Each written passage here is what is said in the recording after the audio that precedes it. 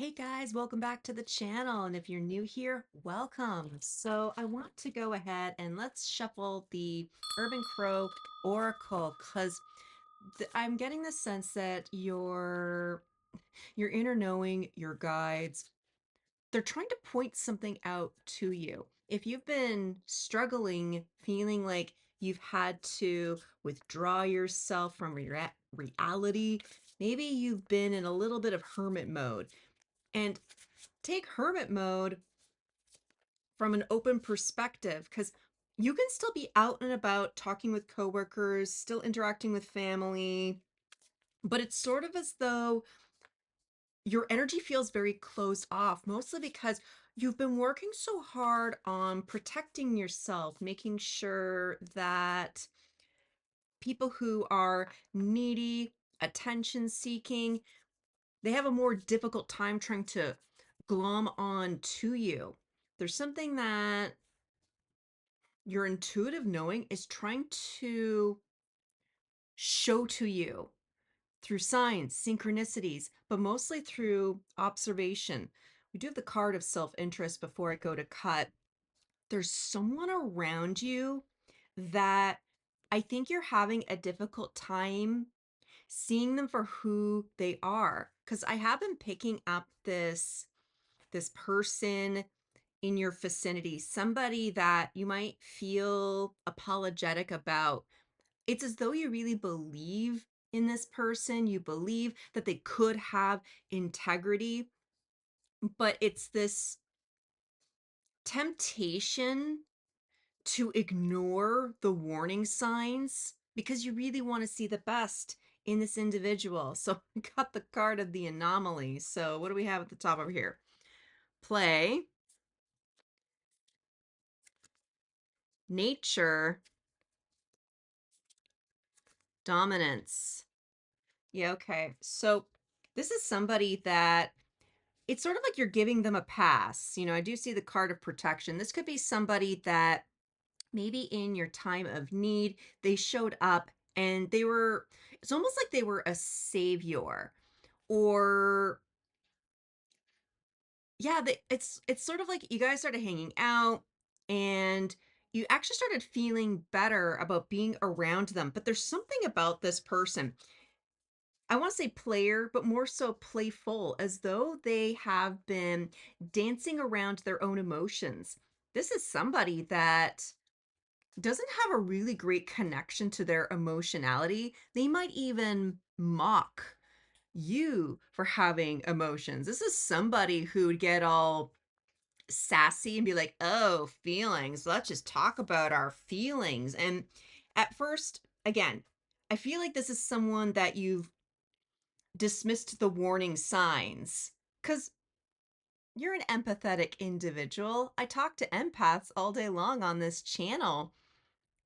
You actually are so open minded. You're willing to see that, yeah, emotions are difficult. Yeah, humor has its place.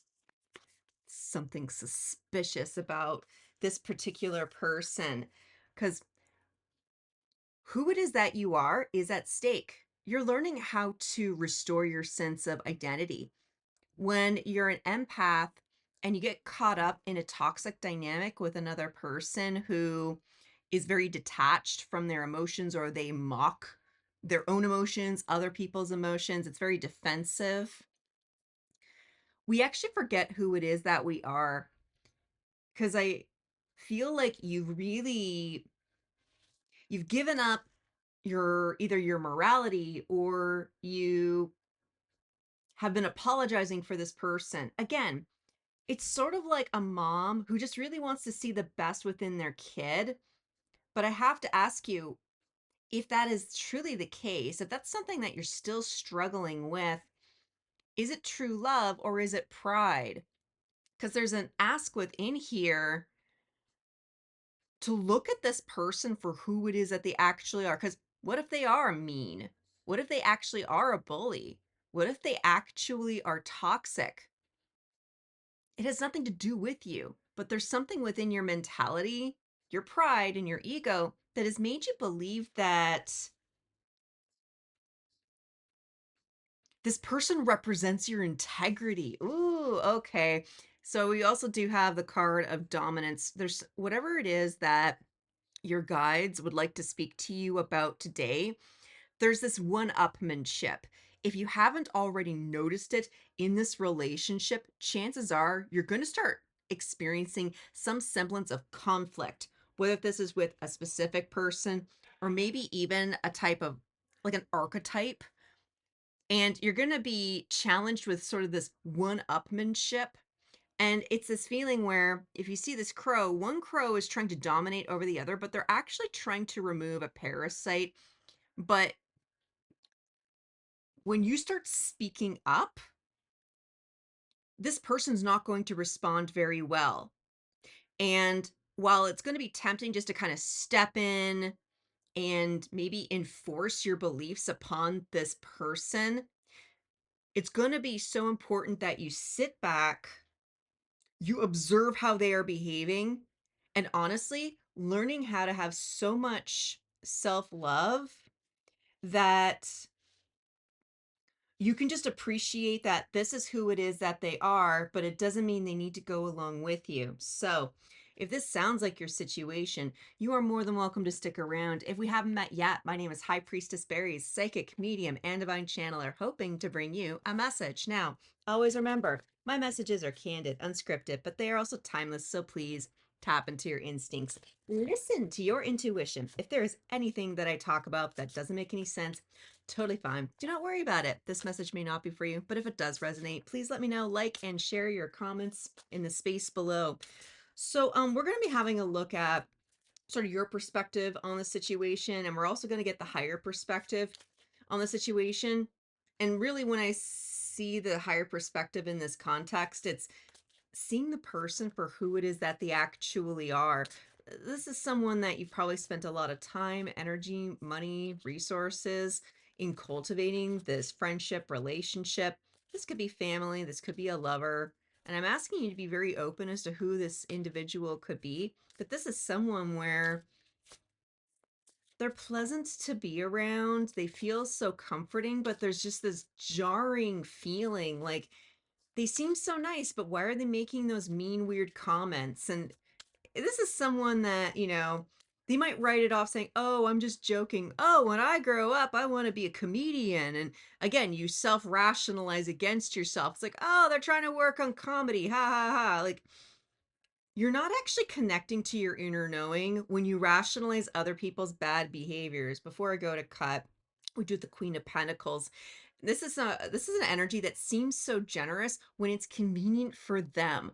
Whoever this individual is, this person who's just playing around in emotion, like playing around and making fun of emotionality, they've got a fuck ton of emotions, and you actually are gifted enough to see their emotions, but they've been taught that emotions are bad, emotions are evil, especially if this is someone who is, say, male identifying and they had a strict upbringing and they were frequently mocked by family members for having emotions because in our culture, boys don't always get the same space to express their feminine identity, and it's even worse if it was tamped down by a parent, especially like a father figure. It is kind of interesting, even with my own personal experience, how we can have feminine wounding come from other men, because our feminine side is our ability to nurture and care for ourselves, in a lot of ways honoring who it is that we truly are. But after I go to cut, do have Six of Pentacles. There's an ask for you to start thinking about where it is you are sharing your energy. You're, like I said at the beginning, you're doing such a great job putting up the boundary, even if you have to go out and about and interact with other human beings.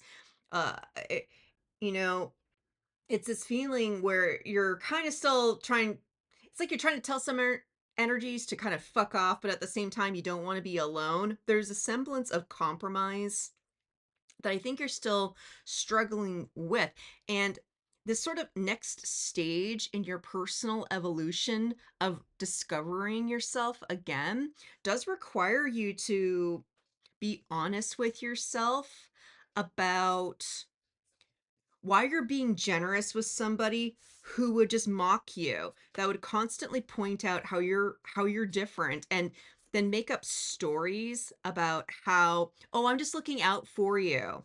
This is going to be even worse if this is someone who always said, no, I got your back, I can take care of you. No, no, I'll take care of it for you. This is someone that had no problem making you codependent on them in order to make sure you don't question them. You don't question their integrity. Nine of Cups underneath. I feel like your happiness is up at is at stake. What's motivating you to work? What's motivating you to make money? What's motivating you to move on and discover yourself? Because many of you are still struggling with this sort of hyperactivity, constantly having to be productive for the sake of production's sake, but it's such a waste of energy. And if you have been exhausted, it's going to be even more important that you heed what it is that your guides are trying to show you at this time. What the fuck do you think is going on? Okay, so we do have the Page of Swords. This is somebody who, they say one thing but they behave another. This can be a little bit manipulative, but it's very childlike. This is someone who's a little bit bird-brained.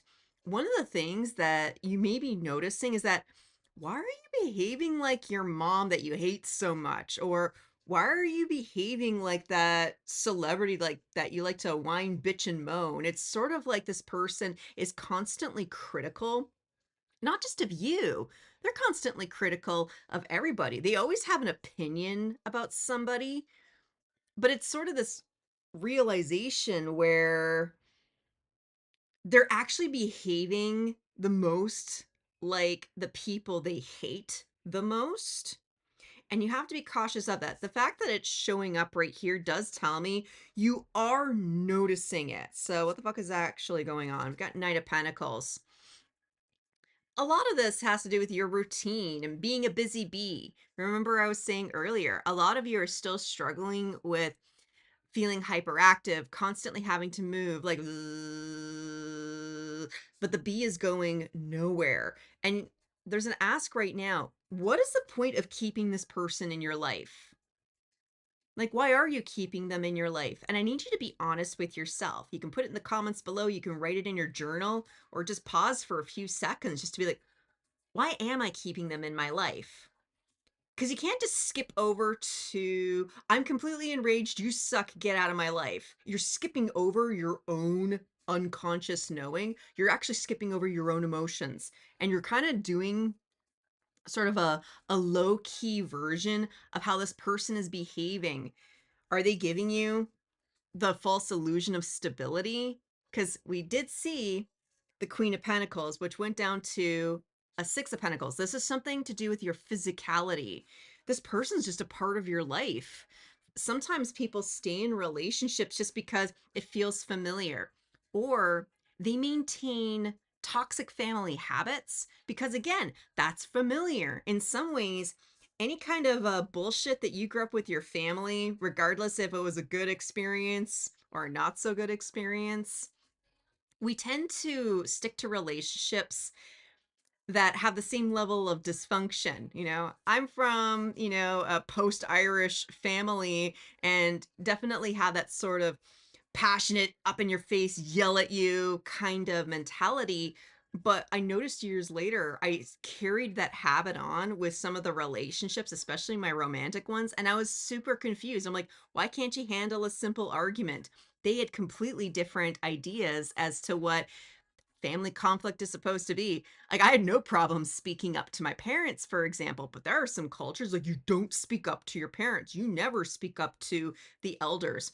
There's an incompatibility of how you have experienced life through family, school, upbringing, culture. Even your language does create a very specific codex on how you communicate with other people. But this person, whoever it is that they are, this relationship is stalled. It actually hasn't grown. So what's the where, I want to say where you can focus, but actually this is the spot of what can you release. I feel like you're focusing on the wrong thing with this person. We got the moon. Okay, so the universe wants to call you out just a wee bit, like a lovingly call out here. The moon is about your subconscious. Why are you with this person? Because if this is coming up, you're not asking the right questions. And honestly, I'll throw you a bone here. Like, it's not easy to answer that question. It's like they're really mean, but I love hanging out with them. Like they're calling me names, but they never used to call me that. This is probably just a phase. Or oh, they're going through a difficult time, they're injured, they're recovering. Like this is constantly negotiating against yourself. And this person, more than likely, you've tried to talk to them about your needs. You've tried to talk to them how you're looking for change. And this is just met with some kind of stone cold nonsense. It's like you express your needs and then they come back around and be like, I think what I'm hearing you say is that, you're trying to make me do things that I don't want to do. And it's difficult because this person is very detached from their own unconscious mind. Like they're way worse off than you, but you've been trauma bonded, thinking that if I just find people with the same kind of pain, maybe we could work it out together. And in some ways, that is a high vibrational approach to you dealing with your karma. We find karma buddies, soulmates, karmic soulmates, if you will, because they have the same level of pain. But what was your goal? Was your goal to heal? Because I feel like the answer was probably yes. This person's goal is not the same. This person is to comfortable living in hell that they have no reason to take action. And while both of you have had the same sort of trauma wound, within your soul, you're being called to something grander, greater than where it is that you are at. But how are you going to feel if I tell you you can't take this person with you? Mostly because they don't want to go with you. Because they constantly believe that you are the problem. They're blame shifting onto you. So, where can you actually focus? Judgment. This is actually a long-term cycle. Like we do have the cicada, and I believe cicadas are a 12-year maturation cycle. They're a little bit more of an East Coast USA um, bug. However, this is something that's been festering underneath the surface for a very long time. You have been avoiding some critical emotions. This person is a reflection of you. And they're sort of the reflection of the version of you that won't heal.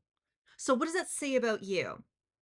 If they're the reflection of a version of you that will not heal, it still doesn't mean that you don't have the capability to heal yourself. I've said this recently, that potential, seeing this other person in their greatest authority, their highest vibrational potential of love, you see that and you think it's their energy. This is your energy. You're being asked to actually let go of a version of yourself that can behave with manipulation. Like I'll throw you a bone on this one. Like when I look at this energy, and I've had to do some self-reflection, especially with how many bad abusive relationships I'd gone through. Like I was the good Christian kid. Like I didn't do drugs till my 30s. Like I was very chaste. I was very self-disciplined to make sure that I honored God, I honored my belief systems, that I could be the best possible wife, the best possible Christian, and all that backfired in my face. And I found myself again with people that were manipulative, broken, who, yes, they had their own religious upbringings and they were beyond dysfunctional despite having that spiritual support system. But it made me realize that I had to let go of a version of myself. I was pretty preachy. When I was like in my full-blown Christian version of myself, I was very preachy. I was actually very depressed. I was constantly angry. Like I've shared before, I'm a art school dropout, and I did feel a lot of shame because I always wanted to go to art school, but by the time I got to my second year of education, I was miserable, I was angry, I was picking fights with my teachers, and it wasn't a great environment for me anymore. I didn't get what I wanted out of this situation, but it was because I was really preachy. I wasn't really interested in learning. I was more interested in showing good. I'm a good artist. Look at me. I'm a good artist. And that never got me anywhere. I wasn't willing to grow. And I realized many years later how this hardened mentality as to this is how it's supposed to be really backfired. And while, the abusive situations, they weren't religious, they were still egotistical in the sense that you have to do it my way because I was taught this is the right way. This is what God told me you're supposed to do. And then everyone blame shifts. Like I've had to learn how to overcome my own darkness through understanding how my preachiness wasn't healing other people. It was just to make me feel good about being a good person. And that's all that really mattered to me at the time. Then I found myself with all these other fuckers and I was confused for many years. I highly recommend therapy. That said, as you are able to just observe this individual, recognizing that they aren't really acknowledging the important shit, knowing that you are entering into a period of your life where you can start honoring who it is that you are and recognizing your sense of self worth and just falling in love with who it is that you actually are. How are you going to feel at the end of all of this? We got Ace of Cups. And this doesn't have to do necessarily with your sense of self love. It's just recognizing this other person, they hate themselves. And you walked into this relationship, I'm willing to bet, you hating yourself. What got you into this relationship in the first place? What is it? What's your mentality and your how you value your self-worth? Where was that at when you engaged with this archetype, with this person, especially if this is a repeat issue that you have been struggling with? It all starts with you taking care of yourself and honoring yourself. Even if for now you don't necessarily have the words to speak to this person, that's okay. Don't force yourself into something that you don't feel ready for, but just focus on your sense of self love. Wait, I'm trying to communicate in my best possible way to myself. I'm trying to honor who it is that I am and make better decisions for myself. And then the opportunities will arise where, yeah, you might have to put up more boundaries. You might have to have the difficult conversations. But if you're the priority and you are love, you are going to find a way to communicate and walk away from this person and make sure that you don't keep repeating the same karmic loops. I want to get one. Let's get an energy card here.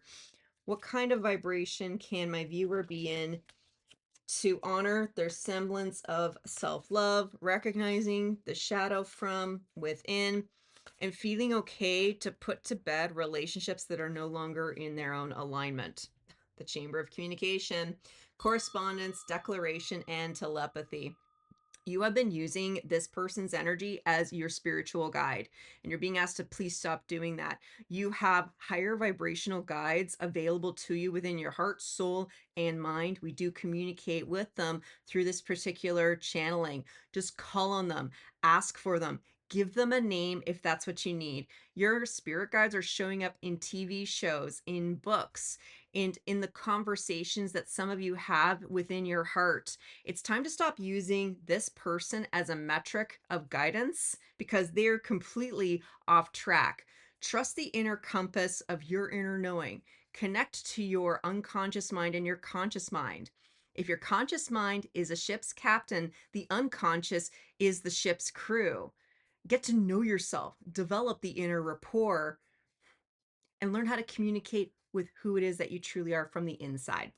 I'm just saying, well, whoever it is that you are, damn, I sincerely hope that this helped. Thank you so much for sticking around. If you like this style, please make sure to like the video on the way out. And if you're kind of curious about the next message, I highly recommend that you subscribe.